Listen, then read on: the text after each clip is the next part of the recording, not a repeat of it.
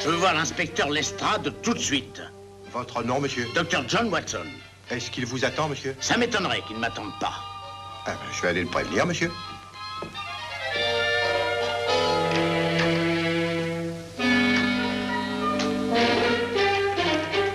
Oui, il vous attend, monsieur. Merci. Ah, Dr. Watson, je n'espérais pas avoir le plaisir de vous revoir aussitôt. Voudriez-vous lire ceci? Qu'est-ce que c'est? Lisez. Oh! Oui, monsieur. Oh! Cet article est scandaleux, docteur. Absolument scandaleux. Quoi? Oui, je suis très heureux de pouvoir vous le dire personnellement.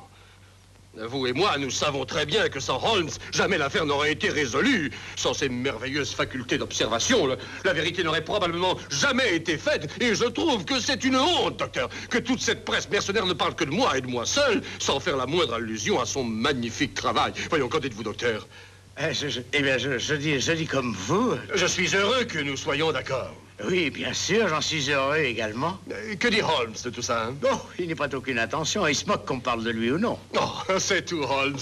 Un modeste dans la gloire. Oui. Et n'oubliez pas de lui transmettre mes amitiés. Et aussi, dites-lui bien que, quoi que nous sachions qu'il n'y attache aucune importance, j'ai l'intention d'exiger des journaux qu'ils lui rendent justice. Merci pour lui, Et inspecteur. qu'est-ce qu'il fait en ce moment? Eh bien, la dernière fois que je l'ai vu, il se battait avec un tas de tampons à encre et parlait des empreintes que laissent les doigts. Oui. Non. Oui. Ah, toujours le même, perdu dans ses expériences. Oui, oui. Excusez-moi, monsieur. Oui, qu'y a-t-il? On vient de nous prévenir qu'un meurtre a été commis chez Lord Beryl. Quoi, Lord Beryl, du Foreign Office? Oui, monsieur. Je vous rejoins tout de suite. Excusez-moi, docteur. Je vous en prie. Lord Beryl. Ceci risque de nous mettre dans une situation délicate vis-à-vis du Foreign Office et Dieu sait quoi encore. Puis-je vous être utile? Non, je ne crois pas, docteur. Après tout, peut-être qu'en tant que médecin, bien que j'ignore ce que nous allons trouver, mais oui, vous pouvez m'être d'un immense secours. N'en dites pas plus. Voici l'adresse, monsieur. Votre voiture vous attend dehors. Ah, merci beaucoup. Peut-être pourriez-vous faire savoir à Sherlock Holmes ce qui s'est passé. Mais c'est qu'à dire vrai, je ne sais pas moi-même ce qui s'est passé. Tout à l'heure, vous avez dit que les gens mêlés à cette affaire risquaient de la rendre délicate. Peut-être bien qu'une suggestion de temps à autre pourrait faciliter les choses, on ne sait jamais. Oui, oui, très juste. Portez un message à M. Sherlock Holmes au 221 Baker Street. 21B. C'est ce que je disais, 221B, Baker Street. Dites-lui ce qui se passe et amenez-le chez Lord Beryl ensuite. Oui, monsieur. Et ajoutez que le docteur John Watson y est déjà. L'appartement est au premier. Oui, très bien, monsieur.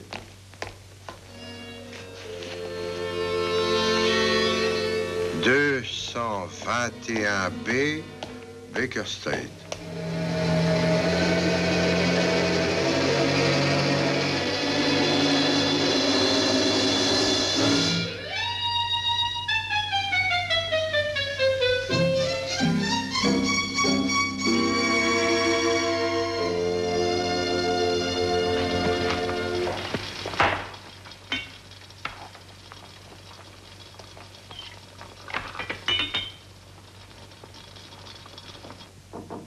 Entrez. Je voudrais voir monsieur Holmes. Oui? C'est vous, monsieur? Je suis chargé de vous dire qu'un meurtre a été commis chez Lord Beryl. Et l'inspecteur Lestrade et le docteur Watson y sont déjà, monsieur. Parfait. Que diriez-vous d'une tasse de thé? Du thé, monsieur? Oui. C'est lui que vous préparez? Approchez, approchez, n'ayez pas peur. Je travaille à l'analyse d'un poison dangereux utilisé par les pygmées. Ah, c'est très intéressant, monsieur. Du thé? Eh bien, monsieur, j'accepte volontiers.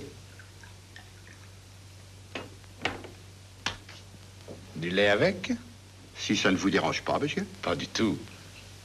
Du sucre? Oui, monsieur. Attendez, voyons, où est le sucre? Ah, ça y est, le voilà. Le voilà. Bon, servez-vous. Merci, monsieur. Où en étais-je? Ah, et dans quel but faites-vous ceci, monsieur? Eh bien, je pense que certains poisons, pris en quantité adéquate, peuvent avoir un effet bénéfique au lieu d'un effet fatal. De plus en plus intéressant, monsieur. Oui, oui, c'est certain. Qu'est-ce que c'est que ça là-bas, monsieur? Ah, ça, ce sont des feuilles d'une plante des tropiques. Elles m'ont été envoyées par un de mes amis qui a chassé dans ces régions. L'essence de ces feuilles passe le long de ce tube et descend jusque sur la table. Elle est condensée dans cette cornue. À quoi servent les pierres qui sont là au fond? C'est de la chaux. Elle est l'agent catalyseur qui permet à l'essence des feuilles de se mélanger à cette espèce de substance noirâtre que vous voyez là en bas.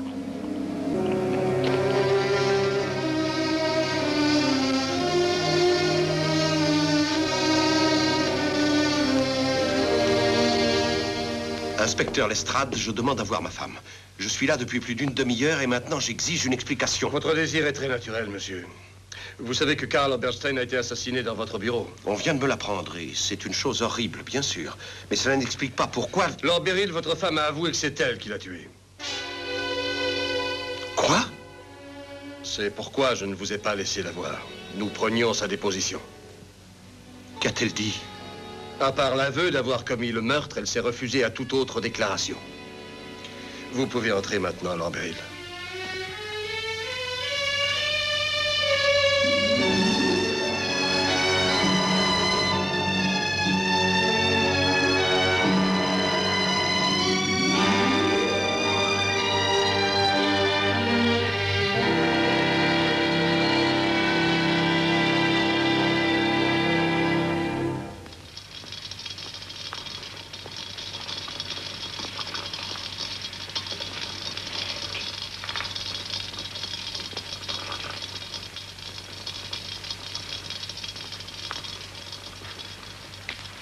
Pourquoi ajoutez-vous cela, monsieur? Pour accélérer l'acidification. Ça y est. Voilà. Tiens, bonjour. Où avez-vous donc passé tout l'après-midi? Le sergent ne vous a rien dit? Ah oui, oui, je me rappelle. Il y a eu un meurtre quelque part. Était-il intéressant? Sans mystère aucun. Ah ah. Eh bien, je boirais bien un verre de whisky. Vous en prendrez bien un aussi. C'est-à-dire que je termine mon service dans 5 minutes. Oui, le temps que vous le prépariez, ça ira. Oui, là, stop. Pur pour moi. Eh bien, maintenant, asseyez-vous, si vous pouvez trouver une place. Merci. Maintenant, il n'y a plus qu'à laisser bouillir quelques minutes. Ah, messieurs, je suis à vous. Qui a-t-on assassiné? Un homme du nom de Karl Oberstein. Oberstein. Ah oui, oui, je me rappelle. Un Autrichien. Ah, il l'était à l'origine, mais depuis un certain nombre d'années, il était plutôt assez international. Vendant ou achetant tout ce qui lui tombait sous la main, hein? Cette fois, il est tombé sur un trop gros morceau. Lady Beryl l'a tué avec un Smith Saul 38. Ah, vraiment? Une vilaine blessure. J'ai examiné le corps avant qu'il ne soit enlevé et tout le derrière de la tête a été arraché. Naturellement, mort instantanée. Avez-vous retrouvé la balle? Non, le médecin légiste va l'extraire. Elle n'est pas ressortie. Cette balle tirée par derrière enlève à Lady Beryl toute chance qu'elle pouvait avoir d'invoquer la légitime défense. Vous avez terminé votre service, Wilkins. Oui, monsieur. Vous pouvez rentrer chez vous. Merci, monsieur. Le travail accompli avec vous a été un plaisir, monsieur Holmes. J'aimerais en connaître les résultats. Je vous tiendrai au courant. Merci, monsieur. Bonne soirée, monsieur. Je suis ennuyé pour Lord Beryl. Ça va faire un vrai scandale quand les journaux en parleront. Bah, c'est inévitable. Je me demande pourquoi Lady Beryl vous a menti. De quelle nationalité est Lady Beryl exactement? Eh bien, elle est née en Autriche, mais elle a quitté très jeune pour l'Amérique. Elle n'habite l'Angleterre que depuis 5 ans, c'est-à-dire depuis son mariage. Quand je pense qu'une femme comme elle devra vivre en prison, à moins qu'elle ne se décide à révéler.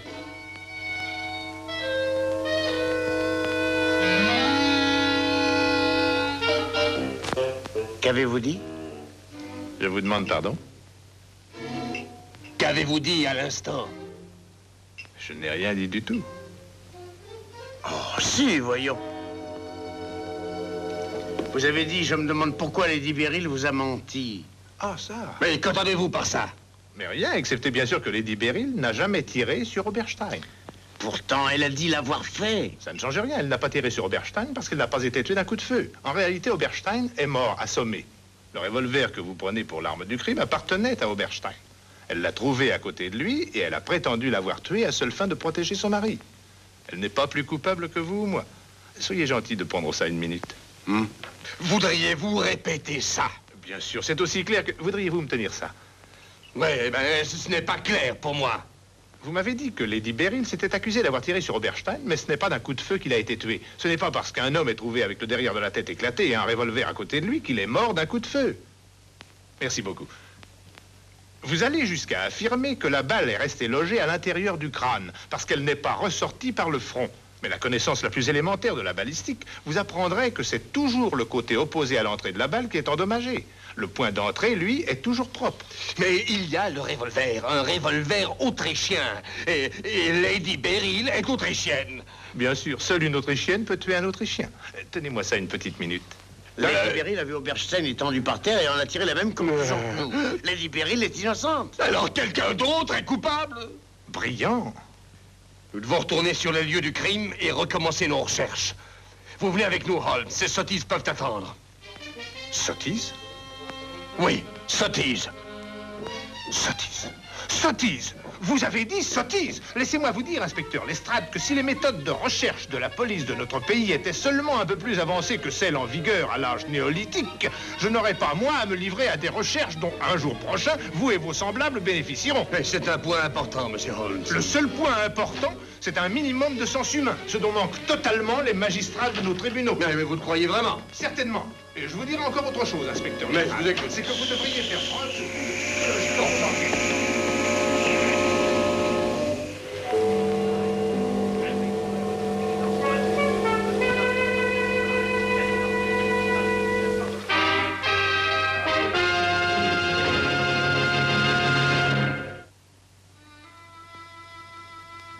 Et ce n'est pas tout. J'ajouterai que la solution d'un crime dépend dans la grande majorité des cas de la mémoire des détails, Lestrade. Les détails, c'est ce qui compte.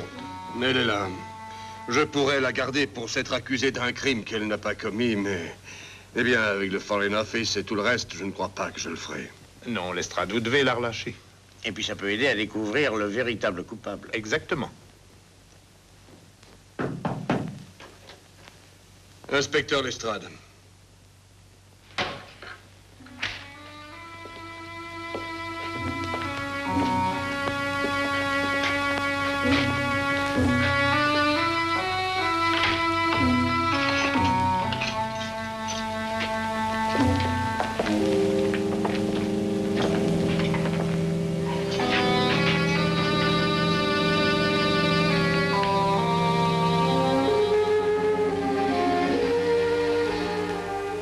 Lady Beryl, vous comprenez que nous vous relâchons.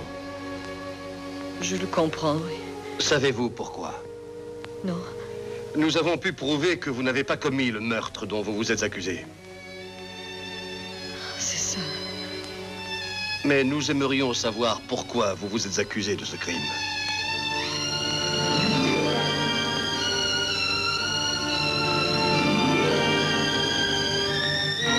Je préfère ne pas expliquer mes actes, inspecteur. Bien entendu, vous comprenez que vos actes sont en eux-mêmes punissables et que nous pourrions vous garder. Je le sais. Malgré tout, vous préférez ne rien dire? Je préfère ne rien dire. Très bien, Lady Beryl. Vous serez libre dès que les formalités d'usage seront terminées. Merci. Les êtres humains mentent pour gagner, ou sauver, ou protéger.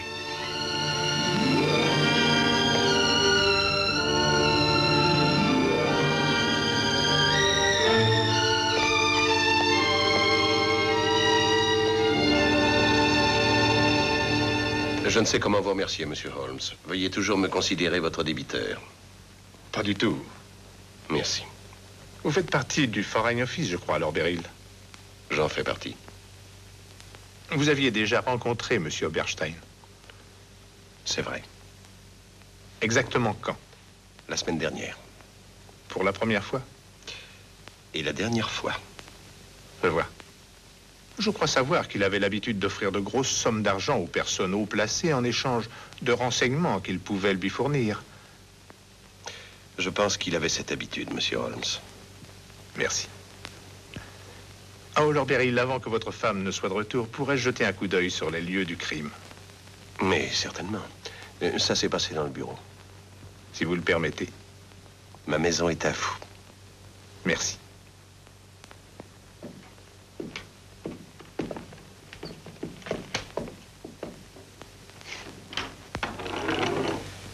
Attendez que je me rappelle. Karl Bernstein devait être à peu près là. Ah, évidemment, le corps a été enlevé. Oui, évidemment. Je sais que vous avez l'habitude de ne jamais laisser de traces, Lestrade. Écoutez, Holmes, j'ignorais à ce moment-là la tournure qu'allait prendre cette affaire. Oberstein avait la tête ici, Holmes, et les pieds là. Merci, Watson.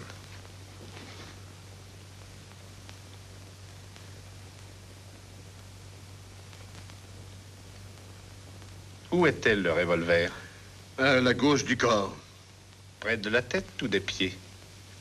Près de la tête. Oberstein était-il couché sur le ventre ou sur le dos? Sur le dos. J'ai dû le retourner pour examiner la blessure. Savez-vous si quelqu'un a essayé de s'introduire en cachette dans la maison? Rien de ce genre n'a été signalé. Pourquoi? Lord Beryl, portez-vous des lunettes pour lire? Oui, j'en porte. Celle-ci? C'est votre seul père? Oui. Qui le premier a découvert le corps? Mon secrétaire, je crois. Est-il ici? Oui. Je vais l'appeler. Merci.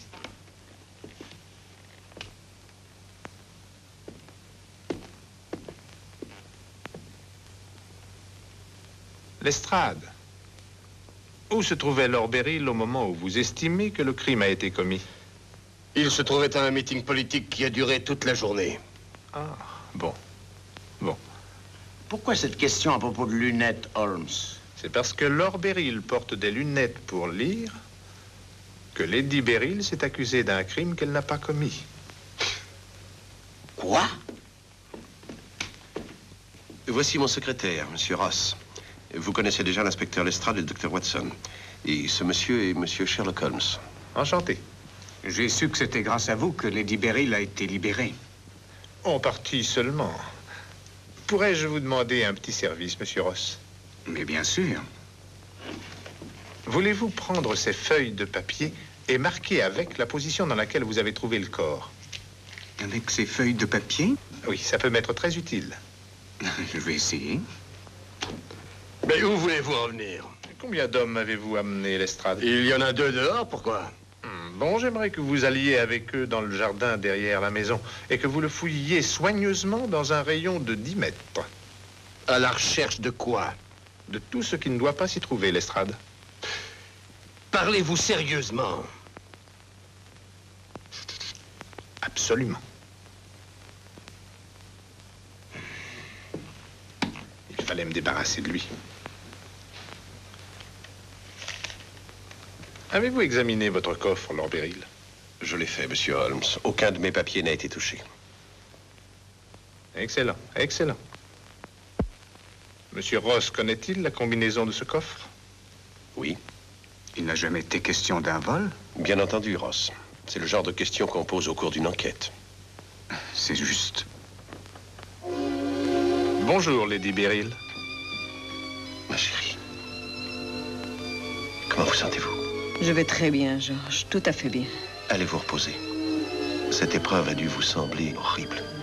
Pas du tout. Elle n'a pas été assez longue pour ça. J'ignore comment, mais Holmes a entièrement résolu cette affaire. Oui, vraiment? Pas entièrement, Lady Beryl. Pas encore. Comptez-vous y arriver? Je ne peux que l'espérer. Monsieur Holmes, si je peux vous y aider en quoi que ce soit... Si ça n'est pas trop vous demander, Lady Beryl, je voudrais que vous vous replaciez dans la position que vous occupiez quand Monsieur Ross est entré. Monsieur Holmes, ma femme vient de passer des heures pénibles. Pourriez-vous remettre ça à plus tard? Vous oubliez, Lord Beryl, que votre femme s'est accusée d'un crime qu'elle n'a pas commis. Les circonstances sont un peu exceptionnelles. Lady Beryl le comprendra. Il a tout à fait raison, Georges. Voyons. Attendez.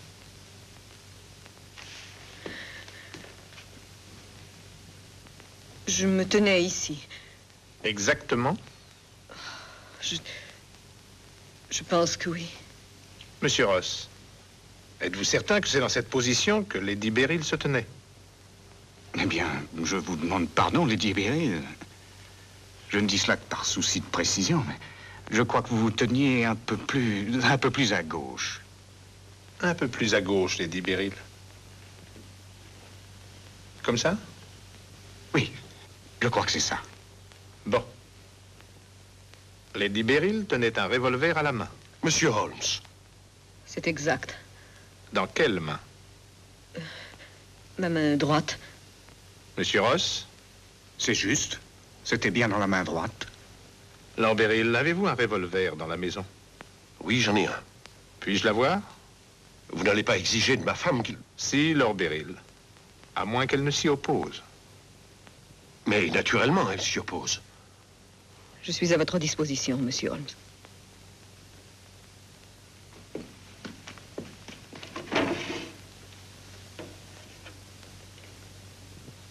Excellent. Un calibre 38. Regardez, Watson. Il porte un numéro qui suit de près celui du Schmidt-Saltz, le revolver en question. Lady Beryl, est-ce de cette façon que vous le teniez? Je pense que oui. Monsieur Ross? Oui, c'est bien comme ça. Monsieur Ross, je vous demande de bien réfléchir. Bien des choses dépendent de ce que vous allez nous dire. D'après vous, ceci est bien la position du corps de Monsieur Oberstein. Oui. Et par rapport au corps de Monsieur Oberstein et de Lady Beryl, où se trouvaient les lunettes brisées? À peu près là. Là? Oui.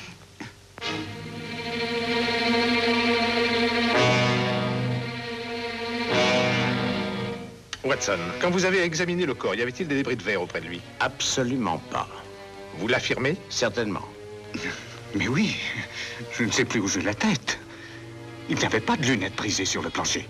C'est juste, il n'y en avait pas quand vous avez trouvé Lady Beryl penchée sur le corps, mais il y en avait quand vous avez assommé Oberstein.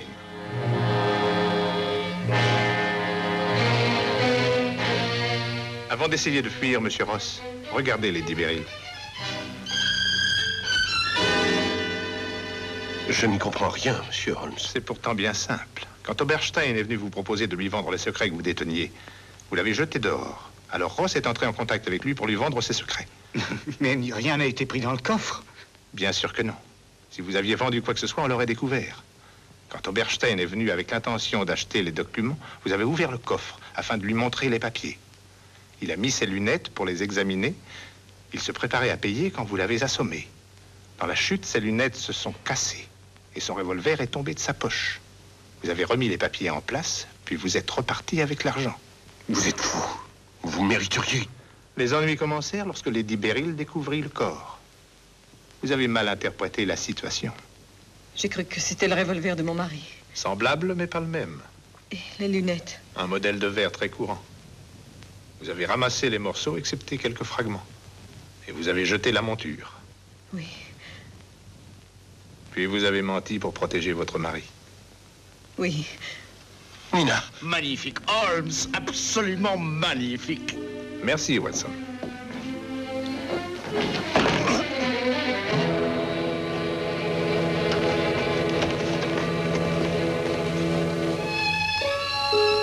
Je vous serai éternellement reconnaissante, monsieur Holmes.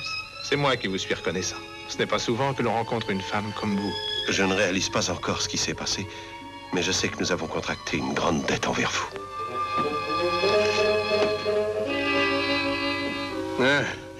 J'ai mis le jardin sans dessus dessous, Holmes. C'est tout ça pour trouver qu'une vieille paire de lunettes est brisée en plus. Vraiment? Monsieur Holmes a éclairci le mystère, inspecteur. Ah oui? Comment? Grâce aux détails, Lestrade. Ces petites choses qu'on doit toujours se rappeler. Ces petites choses qui font la différence entre le succès et le désastre. Il ne faut jamais oublier que la différence entre... Oh! C'est terrible, Watson. Qu'y a-t-il, Holmes? J'ai oublié d'éteindre le gaz avant de partir. Tout Baker Street va sauter, mon Dieu. Holmes, moi je l'ai éteint. Oh. Lestrade, tenez ça. Holmes! Holmes! Holmes! Holmes! Holmes!